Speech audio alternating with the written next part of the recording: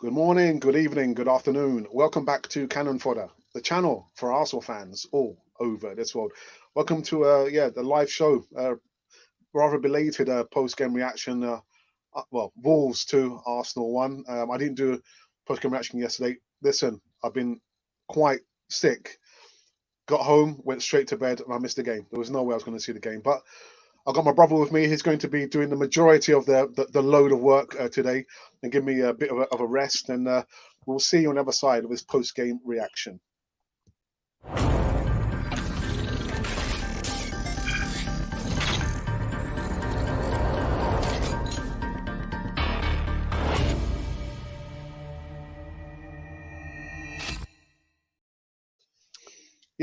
Welcome back to Cannon Fodder, the channel for Arsenal fans all over this world. Sorry, I'm just watching a bowl of chicken soup that my wife made for me. That's why I was looking over there. It's looking quite delicious. I didn't get to finish it off. But anyway, guys, thank you for tuning in. I just can see the numbers are shooting up quite rapidly. And welcome to our rather related post-game reaction. Yeah, Wolves 2, Arsenal 1. And I predicted initially with my mate at work that we're going to lose. And somehow he twisted my arm and said, oh, it's actually going to be 2-1 to the Arsenal. It didn't work out that way. But anyway, I've got my brother with me. He's going to be doing the majority of the load on this post-game reaction. Yes, Ralph, when you are ready. Okay, guys. So it's Raz coming from a rather cool Cardiff. I was working last night and I was getting the hits on my phone. So I was trying to keep it a bit undercover, but yeah, I can imagine why the number's gonna is gonna explode this evening. Obviously, Alex couldn't do last night's post-match reaction because he wasn't well. So I appreciate the fact that he's given me this open platform now for you guys to jump in and we start dissecting last night's performance, if you can say performance. It was a performance of sorts. From what I've seen, and again, it's just purely reactionary of the replay. It's a situation that Alex and I on this platform has spoken about numerous times, and I've always said this. I'm going to keep saying this until at some point maybe the guys at the Arsenal may start listening. That when you're Fantastic. Typical, isn't it? Typical. I'm going to have to carry the load now, aren't I? Listen, like I said, I didn't see the game. I've just had to go by what I saw on the 2.5 minute YouTube clip of Wolves versus Arsenal. From what I saw, a lot of the action was probably one of the best performances by Arsenal under Mikel Arteta.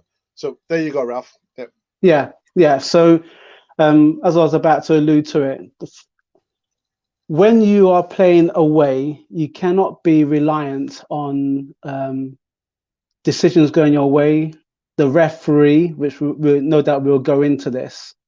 You've got to go in as a tight unit, and as Alex mentioned, and from what I've seen from the replay, it was the best half that Arsenal played for the longest time. And in fact, if you look at the match against Southampton and last night's match, we would have been a goal up in the first 30 seconds. 30 seconds in, a goal up, and that could have changed the course of it's changed the course of the dynamics of the team. Against Southampton, we was on the front foot. We didn't really give them that much space. We did the same thing again against Wolves, but we hit the post. Saka again, this young man, he's just pulling up trees. And then we went a goal up, thanks to Pepe, and Pepe's goal was he nutmegged the defender. And he's becoming consistent, and I think that's all that we want as Arsenal fans, is to show some consistency. And he is on his way now. He's just got to be more consistent. He's got to take the game by the scruff of the neck, and he did do so. That goal, and then as I said before, when I was in work, when I saw that it was that Wolves equalised, and it's a penalty, and had David Luiz's name on it, I was thinking, oh, here we go again, David Luiz. Now, I'm going to give him some leeway here, because from what I saw, and I'm sure what you guys saw, the infringement wasn't his. It was the attacking player that hit his leg. And I, for the longest part, apparently this is the law now. I just don't get it. He would have been better to have taken the guy down in the box and be given a yellow card than to not take the guy down, not interfere with the nature of the play, but be given a red card because the guy kicked the defender. I don't know where or what rhyme or reason does that make sense. And we've got VAR, and VAR is meant to be on the side of the referee to try and make play as succinct and as capable as possible. And I don't know. You know, the old line, you know, that referees have been sponsored by Specsavers, comes into its own, because there's nothing I can say. And in the post-match reaction, Arteta, I think Arteta had to bite his lip and choose his words very carefully. But he alluded to the fact that he couldn't see anything. Now, we remember when Arsene Wenger, whenever something like that happened, Arsene Wenger would say, well, I didn't see it. Obviously, he saw it, and he'll talk to the player, you know, after the match. But David Luiz, I think, is a how can I put this? He is a successful get out clause for any referee. Mm-hmm. It's an easy get out clause. The referee doesn't have to really think to make his mind up. He reacts straight away. We've got VAR now to try and take that heat off the situation, and it wasn't used effectively. Well, it was used effectively, and the referee and those guys in the box, I don't think those guys in the box actually play football. If there's an ex-referee amongst them, it seems like a conspiracy. It seems like maybe we hit some kind of twilight zone. As soon as Arsenal starts winning matches, then they start making it difficult for them because something's wrong. But it's systemic. Every match, I remember back in the day when a referee's decision was maybe once every blue moon. Now it's happening every match. I'm not just on about us. Obviously, the referee did change the course of the match through his decision, but every team in this Premiership division has been subjugated to some really farcical decisions. And as I said before last week, Alex and I recalled it, and we said that how the refereeing is very poor. Now I'm going beyond that. I'm saying it's abysmal. Poor is like once in a blue moon. This is abysmal. This is happening too often. So he had a bearing on the game. And I don't think we played a full 45 minutes as well. I don't know where how that come about. It's just there's just too many factors, and the game came away from us. So it's difficult for me to give like a proper, you know, dissect post game reaction, because again, I'm only going by a 2.5 minute yeah, video I saw on YouTube. But from what my colleague was no, telling me today, is that the most of the action, you know, the first half again was the best half that Arsenal had played under Mikel Arteta, and Saka had an opportunity in the first minute. He hit the post. 30 Pepe seconds. had a chance to hit the crossbar. And Yeah, like you said, Ralph, we said it so many times. Don't leave it to chance where you're relying on the officiating, on the referees to make a decision that more likely than not, it's not going to go in Arsenal's favour. We're going to be talking about this on the Easy Talk this Friday about the officiating. I've seen a comment by an ex-Premier League referee who's now retired. So we'll talk about that. And it's the comments that he's made there is on the fringe of corruption, and he's got nothing to lose. So we'll talk about this refereeing and stroke corruption in the English football. But yeah, I mean, from what I've seen, as much as I don't like David Luiz, and my thoughts are not based on the fact that I don't like him, it's on footballing reasons there. David Luiz did nothing wrong. And you can actually already see that when the foul was committed, the referee was already thinking red card. He was Yeah, already thinking red card. And yeah. so there's nothing you can do apart from don't leave it. Take your chances as best as you can, so you don't leave it in the hands of VAR stroke the referee.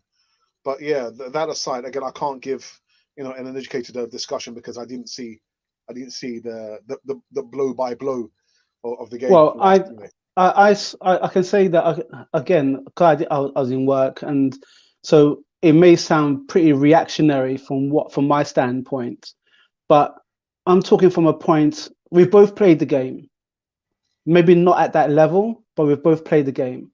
There comes a time when common sense has to prevail. What's wrong with taking a minute or 2 minutes away from making a really momentous decision to try and make sure that you get the decision right? We again going back to last week, we said that how what gives the referees the right to have an agenda against a player. Or a Your team. job, or the team, yeah, your job is to be impartial and to direct the rule of the law. And I think in some kind of weird sense, he's done that, but but there's common sense that has to come in to say, well, you know what? I'm not sure. I want to make sure I make the right decision. Let me use VAR. And VAR, there's no excuse. You've got cameras all around the pitch. You can slow it down. You can rewind it back again. And I have to keep on stating this fact. Down here in rugby, TMO is used to make sure that the referee gives the right decision. And I think the ratio must be maybe 98% of the time they've got it right. The 2%, if they're not sure, they don't give the decision. That is just bottom line. Now back to last night's match. You can see the effect it had on the team. You can see it. And there's some head scratching going along there, and there's some rejigging, and it gives the opposition, a bit of a free license to start attacking, because they were on the back foot. I think Wolves had no clue really. They had no clue the way it was coming at them. If this decision is based on corruption, in football terms, then really that referee shouldn't be paid I'll call it, he shouldn't be paid for last night's performance. He should be investigated and fined, because that is disgusting.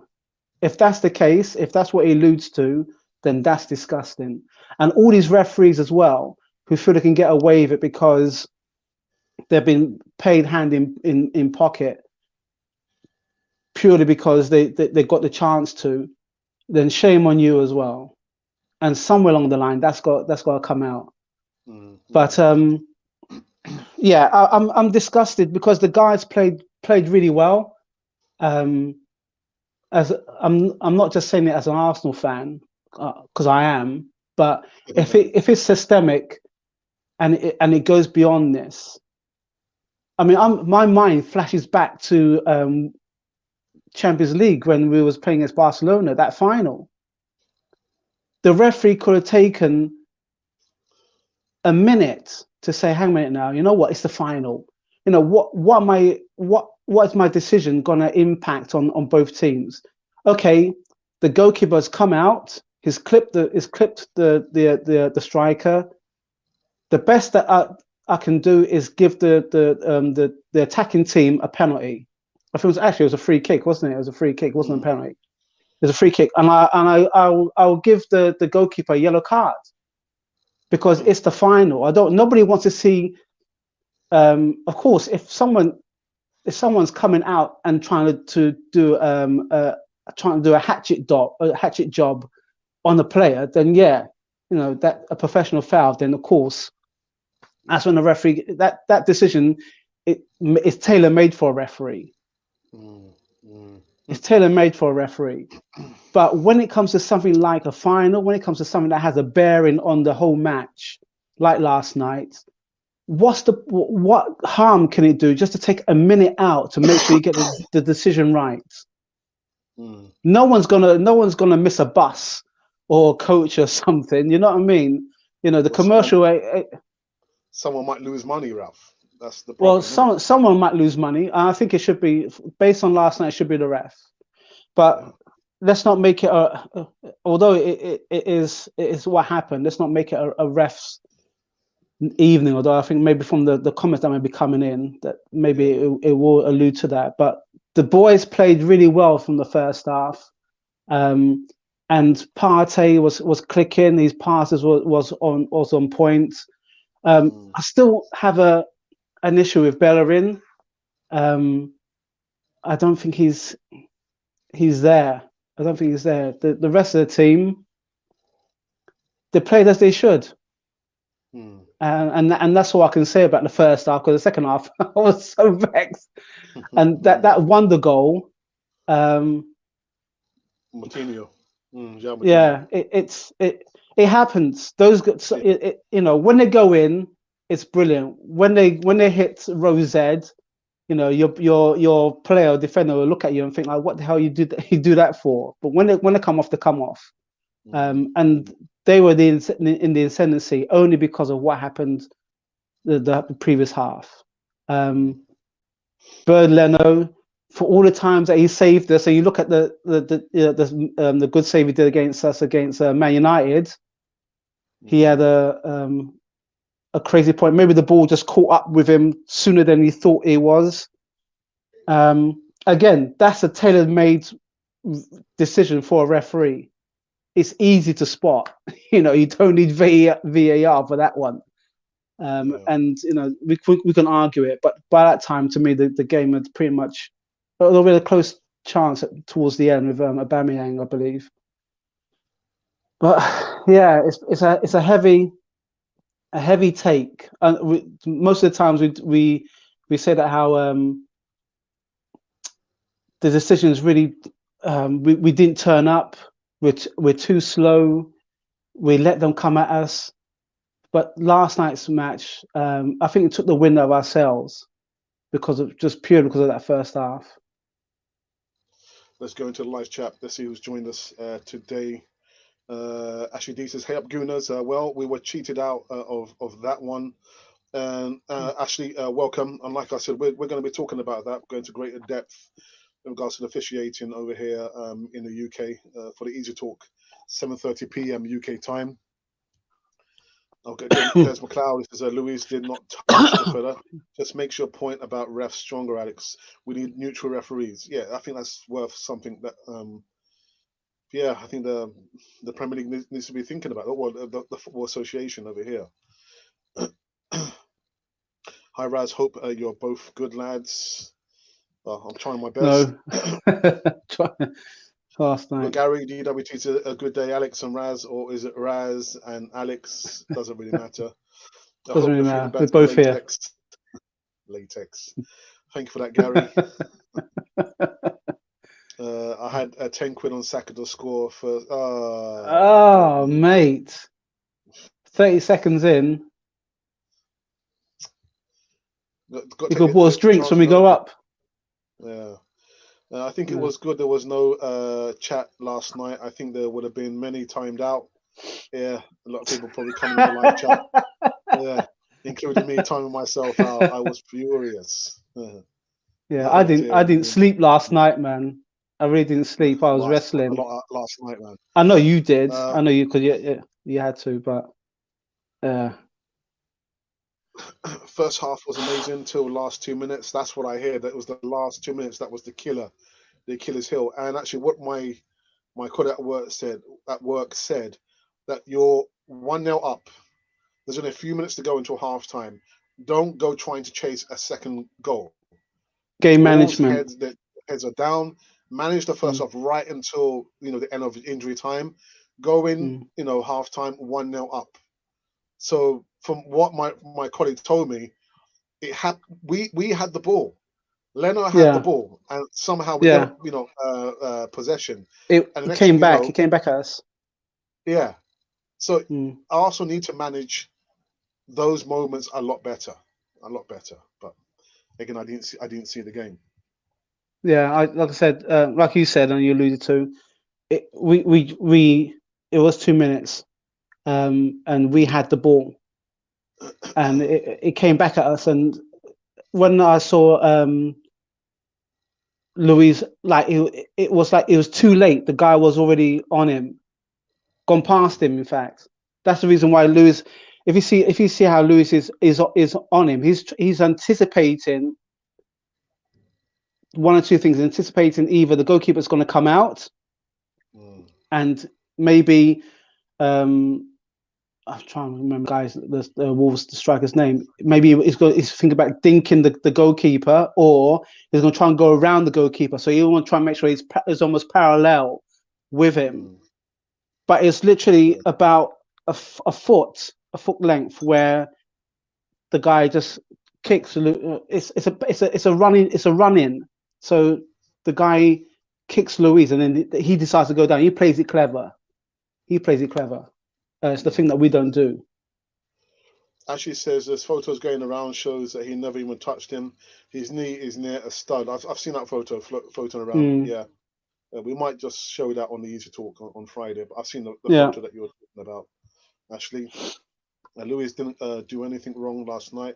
Has Arsenal FC put out a tweet or something to make refs hate us?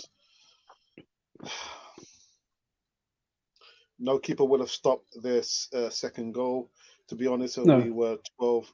We were 12 against us. Yeah, Mm, us the referee. Yeah. Again, João Martino's goal was, yeah, it was a good goal. 30 yards, man. No goalkeeper would have yeah. would have, would have saved that. James Cantin says Leno definite red card. Lewis, come on, never a pen. Or even John Terry said it wasn't a red or a pen. Listen to John Terry anyway, but yeah, it Yeah. wasn't. I think there's some clamour apparently that I think Mark Kattenberg said that how he wasn't a pen. But I saw that as well. it's easy. It's easy to say those things like now. But we're talking about in the heat of the moment is when you needed someone strong to say, okay, I'm not sure if I got this right. Let me just check. Let me use VAR. Let me use the linesman. Let's take the heat out of the situation. Look at it cold, and then my decision is final. Sharifa, Arsenal Small Talk. Good evening, everyone. Good evening, Sharifa. I hope you're well. In Sharifa. And says, yeah, good evening, Sharifa. It's found to be corrupt. The game should be replayed. Alex and Ralph, and also account for the family from Monty. Monty, I hope you are well, my brother. Yeah, Monty. He also says, smash the likes and subscribe if you are new here. And one from the Assemble says, I can see the rest being on the touchline with a monitor in not too long in the future. Do you remember the problems with Juventus and leisure troubles of AC Milan? Not so I much. think Not so much. But I think there was widespread corruption in the Italian league. I think that's like was that late '90s, early thousands. hmm, I think it's early thousands, wasn't it? And they I think Eltel would know exactly what hmm. happened. I'm sure they suspended quite a few matches. VAR has more to answer for. A referee can miss a good view, but VAR has no excuses. So someone has placed a dodgy bet. That's what I've said. It's not Mm, so much the referee should lose money. It's just that again, what this referee, again, we're going to talk about it on Friday. He's to talk. This ex Premier League referee is saying literally it's on the edge of corruption. So someone would have lost a lot of money if he gave the right decision, but he didn't, did he? Anything else we want to talk about? There's no other comments. Guys, you would have probably seen the upload of the Voice of Reason with my brother. He was talking about which games, Ralph? It was the Southampton match and the Man United match. The Man United match was a bit of a tight affair. It was not of the rivals of years gone by. It was a bit clinical. The Southampton match, of course, because we bounced back after our FA Cup exit. That was more of the Arsenal that we wanted to see. We want to see the Arsenal play like that against Southampton in the cup match because it's worth defending. If we had gone out because the team outplayed us, then fair enough, you know. But I think it was a surrender more than anything. Alistair says, "Good evening. Rules have been applied as per letter to the law. Refs can't measure intent. We should have scored 3 in the first half." Yes, that's what we've just been saying. Don't leave it in the hands of the referees. Score the goals when you get the opportunity. Score the goals. So we don't get to the point where we're questioning the refereeing decisions. We had opportunities to score not 1 goal, not 2 goals, but at least 3 goals, and we didn't score them. Where one goal ruled offside by a foot by VAR. Lacazette, isn't it? Lacazette. Yeah. Go get Alex better. Alex, I have watched The Voice of Reason. Very good, Raz. Thank you very much, man. Much appreciated. Also, furious, I left the rant on Raz. I did. Didn't realise he was talking about another game. Quickly deleted. VAR is too open for interpretation until there is a directive of it's true. There will always be controversy, but it's just I don't know. I just don't know what to say. Whether we are being overly protective, overly biased, not neutral enough to say actually that was a penalty. I can't tell you I feel that way.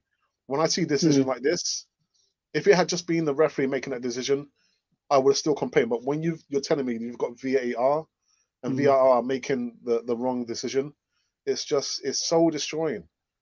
2 seasons in, and I still don't like VAR. I don't like VAR. Like I said to you before, Alex, we've both played the game. If we want to go back before anyone was talking about technology and how actually when they were talking about it coming in, they were saying that how it's going to be very, very hard to manage and all the problems that could be associated with it. I remember listening to that years back on TalkSport Radio. And I was thinking, well, really, it's not that difficult because when we was playing the game, we did have to leave it with the referee, and then controversies came into the game where, for example, would VAR ruled out the goal against England, Argentina against England when Maradona handballed the ball into the net? You know, there was Frank Lampard's goal against Germany when it went over the line. I think that's the reason why they decided to bring it in then, because the ball went over the line against Germany, and then the goalkeeper smartly grabbed it and kicked it, and everyone's thinking, oh, it's a goal, it's over the line. But the Germans got their own back on that one because we did the same to them in '66. So the speed of the game from a referee being on the pitch with us to try and keep up. Actually, I remember this. The guy I used to work with where I work. He was a referee, and he refereed. I say professional referee. He did all around Cardiff and up the Rhondda as well. Mm. And the test that they take, they have to be as fit as the players to keep up with play. Eyesight checked, everything like that. I know we take the mickey about them, but ref, we didn't see that and all that kind of stuff. But they have to be as fit as the players to keep up with play. But there's no denying that technology has taken over a bit, because when you've got access to replay, when you've got access to monitor the player's movement these days, this VAR was just the next thing to come in. But the person in the room who hasn't played football, like the last comment that said how you can't measure intent. The referee on the pitch can look at a player and think, hang a minute now, you know what? The professional foul, there's something you can see in the professional foul. Whether it's a pull on the shirt, whether it's an elbow, whatever it is, you can see that when the referee is on the pitch. VAR can't pick that up. It can pick up what happened. It can't read the intent. That's the human side of it. The referee has to pick up the human side of a decision. And if he's been swayed because he doesn't have the tenacity to follow his decision, then he shouldn't be officiating. But my colleague at work told me that in the other leagues, whether it's Italy, France, or Spain, when the referee has been told there's an incident, you hear from the VAR why they've referred it to the referee. You hear them communicating between themselves, the referee and the VAR room. Here, you don't hear any audio. You don't hear anything. You don't hear the reasoning behind it, why they've decided to take the decision, whether it's a penalty or not.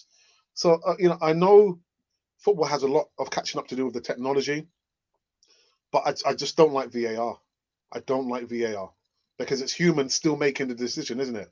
And Yeah. humans make errors and mistakes. But it just so happens that it appears to be a lot against the Arsenal, my club. What I would say though, Alex, is again going back to, if you're looking at tennis, look at cricket. Like I said before, we both like officiated with cricket. We both were umpires at cricket as well. When someone's hit the ball and when it's edged, then the way that they use the technology for that, they're using a heat source, so you can actually see if the ball actually was edged on the bat before it was taken up, run outs and everything else. The technology has moved with cricket. With tennis, you can up to like I don't know, about maybe a millimeter of the line, if the ball was in or if the ball was out. If you remember John McEnroe's famous song, it hit chalk dust. Maybe show my age again now, right? But everything that came to a point to change the way a sport's been played. Technology has gone alongside it and said, okay, well, let's try and make the referee, not the officiating of the game easier. And with rugby, like I said before, even in rugby, you hear the conversation between those in the room for a TMO and the referee on the pitch, and the conversation will say, okay, so I'm giving this try because, or why can't I allow this try? And then you hear both conversations, and the stadium hears both conversations, and then there's no argument. That has been taken. It's a good decision. Your team may have lost, but you can't argue the fact that the referee was wrong because TMO backed him up. Football, like I said, with the massive amount of money in football, you think it'd be right there, but it's not. And if it like I said before, and we alluded to this before, if it is as corrupt as it may seem to be, we have to just go back to maybe to the Stone Ages and start again. Let's go into a live chat for the last time. Can't be biased when you see it with your own eyes. Yeah. And here's one to kind of get you thinking. Brian Nielsen, good evening, says, sadly, it's a penalty. Whatever the intent was or not, Luis crossed the lines and ended up in a position where he should not be. So every referee would rule it a penalty. Well, it's interesting you say that because we've just said that two ex-referees have said that it shouldn't have been a penalty and he shouldn't have been sent off. So, It and could that's have. that's the problem. That's the problem. It's the inconsistency. You know, you look at the Yeah. game Arsenal versus Man United where this player Bruno Fernandes raked his studs on Shaka's Achilles. Wasn't yellow carded, wasn't red Mm. carded, and it was referred to VAR. How can that be? Just carry on. When you've seen on the footage on the frame there that he has raked his studs on Shaka's Achilles. It's the inconsistency that's a real passion killer there. Yeah. So what was what was the intent? Was the intent to take out a fellow professional, or was it accidental? It wasn't And accidental. that's the That's what problem, I'm isn't it? saying. Yeah. That's what I'm saying. You know, the Man United fans may say, "Ah, but you know," I'm not saying that they would say, but they may say, "Ah, it's accidental." And us Arsenal fans, we're hanging. No. This is what it is. This is what it is. People's interpretation of the same fact or the same incident is what leaves it so wide open. It's not black or white. Hmm. Now VAR should be used to show that it was not a red card, though. Uh, I think there is a lot of objections to VAR, but the game has changed. One bad decision can bankrupt a club. Football is big business. Yeah, Yeah, it is. no Uh, arguments. where is he? Where's he gone?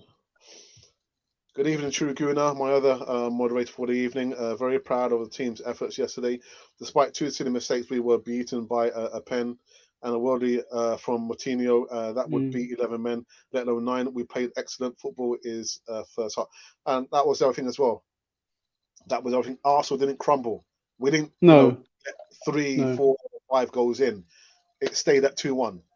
And Yeah, like you said, there was a chance for Aubameyang at the other end. So, near the end. Yeah, it could have clinched it. Um, yeah, actually that's a good point because the team maybe about 3 4 years ago would have let in 3 4 goals in. You mm, know, so it's a good testament to Arteta. He's setting up the team nicely. They have got that kind of mentality now where it's something that we lacked. You said that how there's no cohesiveness in the team. I think there is now. It's slowly getting there. Um, and just the fact that just keep on fighting. They just keep. I must admit, um, I'm struggling with him taking Pepe off because Pepe was one of the main threats. Would you rather have kept him on and try and see if we can try and draw the match, or do you think it was a really good strategic withdrawal of him to think about this Saturday's match? well, I don't think Auba is the kind of player you want to bring on where you're down to 9 men. You're going to be chasing the Mm, game. You can see Pepe was up to speed already. He played. He's improving. He's improving game yeah, by game. So I would have played him until the NIT, well, until the end of the game. So yeah, I wouldn't have brought on Auba, but yeah. nobody ever listens to me. Back in live chat, just for the last time now, I am Okay. for VAR, but the way it's used is an issue. Louis' red card should be rescinded. To be Yeah. honest, Pepe was very good. Thomas, excellent. And Saka is the best youngster in the world football, hands down. The Mm. future is bright. The future is red and white. Norman Parker, welcome, Norman. These refs are siding with bookies to decide the outcome of matches. Again, we're going to be talking about that on Friday for the Easy Talk, 7:30 p.m. UK time. They should be challenged for the red cards. Mm. Bronstotter said there was always, that was never a penalty. If the win, the appeal doesn't help us. We will never know. But I don't think we would have lost that game even if they were awarded a penalty. Mm. VAR works are the same for all teams. At least we were debating close calls rather than shocking decisions like we have been in the past, and that's the point, isn't it? Oops. Well, I agree. It was a great performance. Sad it ended the way it did. Yeah, not 10 men, 9 men. mm, Alex, if VAR was used in the same way in England, like the way they use it in other countries, you would probably like it more. I would, because at least you would understand the reasoning and you hear the communication. I mean, for me, that would mm, pacify me. But the fact yeah, like you don't hear anything, you just it's just open to debate, isn't it? At least if you hear the audio, then for me that will pacify me. Some some some part anyway. would Wrestling you, England and change the way they use it. Come on, Ralph. Alex, would you think that for any kind of decision that a referee makes, like as he would have done last night or anything like that in the last previous games, that the referee should be open to an interview, a post-match interview, because you've got post-match interviews from players and managers, one of the officials, one of Yeah. the referees, Listen, because they have a bearing on the game. we spoke about this before, innit, Ralph? About Mm. refereeing, and I said to you about my last experience of refereeing. You know, Yeah. under 11s. Mm. Yeah, year six kids. It's stressful. It's very, very stressful. And even more so if you have to make a decision. And even more so, I can imagine if you have to come out and explain why you've made those decisions. But I Mm. think just to kind of negate that stress, it'd be good if we could hear the audio between the referee and Yeah. everyone in the VAR booth. How hold them Yeah. accountable? Right about now, they're not being held. You know, who are these people in the Yeah. VAR booth? Like I said, We don't know who they are. maybe they've never played football before in their lives. It would look so. It would look so. I think it's almost like a kind of like trying to look behind the curtains of the Wizard of Oz. Is the fact that we don't know who these people are. We don't know who they are. You see the referees, you see the linesmen, and as I said before, from this end across the bridge, when it comes to rugby, and I mean the Six Nations will be happening this weekend. So anyone of football, take a look. No matter who you support, take a look at the way that the officials officiate the match, and you see no matter what kind of decision goes in or goes out, if the referee is not certain, it goes to TMO, and everyone in the stadium at the time when obviously we used to go, but at the time or present now, you will see what happened, you see the decision, and you hear the referee talking to those in the room, and the two sides know the reasons why the referee goes along with that decision, and that's the reason why there's hardly any argument in that arena. It's because the official officiates the actual match. Everybody respects that. The technology is there to back it up. You carry on, you play on. Ashley says, well, the photo shows he never touched him, and VA should have seen that. So he should have not have been booked. The diver should have been the one who was booked. Bronze Slaughter says that goal was never offside. Mm, Because of the ref, we did not see Odegaard play. mm. Um, the problem with rescinding the red card, then the game should be replayed. Yeah, and that's the point, isn't it? How Yeah, far do you go? If you rescind the red card, which may have affected the outcome of the game, do you yeah, replay the game and then do you extend the season? So it's a bit of yeah. a tricky one. I I'm think gonna I run think they through this should. last one. I'm gonna run through I this think they should. last check because I need to. I'm gonna end up this You one need to. very very soon. Only six Okay. likes. Come on, guys. Let's double that at least. They said, well, no, I would just say that he got a yellow card. Don't think there's a rule that the game should be replayed.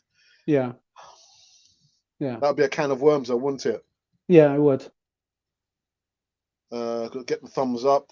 Thank you, Brian. The rules as it stands in all other circumstances, example, holding, pulling, pushing, no possibility to play the ball, etc. The offending player must be sent off. But you see that in the corners. Wow, goodness. You see that in corners. Hmm. Arsenal will rise from the setback. True champions always win. That's it. And the last one I give to December Brian. The only way to get around all problems would be to get them right in the first place. Yeah, get all the decisions right in the first place. Guys, we've come to an end. Chances are. Come to an end. Ralph, you can do the outro, man. Yeah. Okay, guys. So a hard one to take, but we'll take it anyway. So we move forward. We're playing against Aston Villa. Guys, if you like what we do on this channel, please subscribe, as you can see under the screen there, and help our channel grow. And if you're wondering what you've seen, you've been watching Cannon Fodder, the channel for Arsenal fans all around the world.